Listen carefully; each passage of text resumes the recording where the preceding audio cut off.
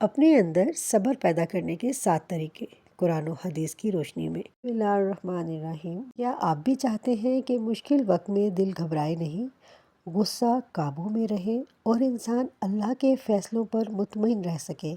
تو آج کے یہ 7 طریقے ضرور یاد رکھیں، کیونکہ صبر صرف برداشت کرنے کا نام نہیں بلکہ یہ ایک ایسی طاقت ہے جو انسان کو اللہ کے قریب کر دیتی ہے۔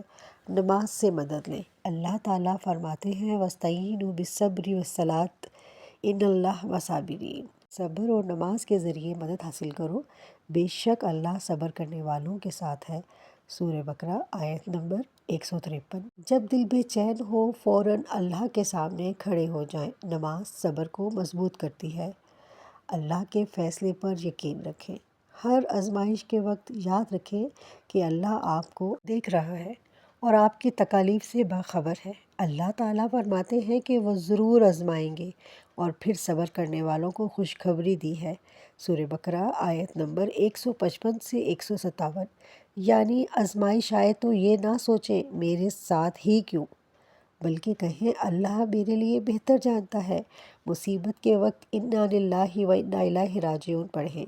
قرآن نے صبر کرنے والوں کو یہ ایک آزمائش بتائی ہے کہ جب انہیں مصیبت پہنچتی ہے تو وہ کہتے ہیں انا للہ و انا الیہ راجعون، ہم اللہ ہی کے ہیں اور اسی کی طرف لوٹ کر جانے والے ہیں۔ سورہ بقرہ آیت نمبر 156۔ یہ جملہ دل کو یاد دلاتا ہے کہ ہم بھی اللہ کے ہیں اور ہماری زندگی بھی اسی کے اختیار میں ہے۔ فوراً رد عمل دینے کی بجائے خود کو روکیں۔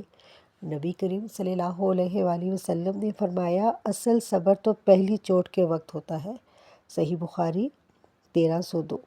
یعنی غصے میں فوراً جواب نہ دینا، تکلیف میں فوراً شکایت نہ کرنا اور جذبات میں غلط فیصلہ نہ کرنا، یہی حقیقی صبر کی مشق ہے۔ دعا کرتے ہوئے جلد بازی نہ کریں۔ کبھی ہم دعا کرتے ہیں اور چند دن بعد کہتے ہیں میں نے اتنی دعا کی، میری دعا قبول ہی نہیں ہوئی۔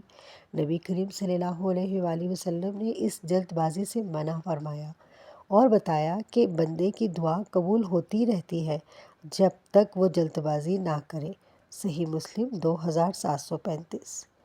اس لیے دعا کریں، انتظار کریں اور اللہ پر بھروسہ رکھیں۔ صبر کی طلب اللہ سے کریں۔ نبی کریم صلی اللہ علیہ وآلہ وسلم نے فرمایا جو صبر کرنے کی کوشش کرے اللہ اسے صبر عطا فرماتا ہے، اور کسی کو صبر سے بہتر اور زیادہ وسیع عطیہ نہیں دیا گیا۔ صحیح مسلم 1053۔ اس لیے روز اللہ سے مانگیں یا اللہ مجھے صبر عطا فرما، میرے دل کو مضبوط کر اور مجھے اپنے فیصلوں پر راضی رہنے والا بنا۔ صبر کے آخری انجام کو یاد رکھیں۔ اللہ تعالیٰ فرماتے ہیں انما یوفی الصابرون اجرہم بغیر حساب۔ صبر کرنے والوں کو ان کا اجر بے حساب دیا جائے گا۔ سورہ الزمر آیت نمبر 10۔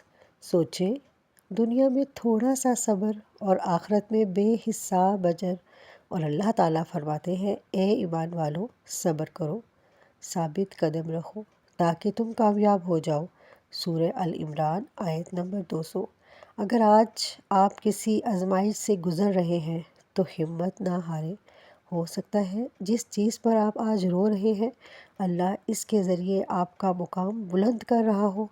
صبر کریں، نماز سے مدد لیں، دعا کرتے رہیں اور اللہ پر یقین رکھیں، کیونکہ یاد رکھیں اللہ صبر کرنے والوں کے ساتھ ہے۔ اللہ تعالیٰ ہمیں صبر جمیل، مضبوط ایمان اور اپنے فیصلوں پر رضا عطا فرمائے۔ آمین یا رب العالمین۔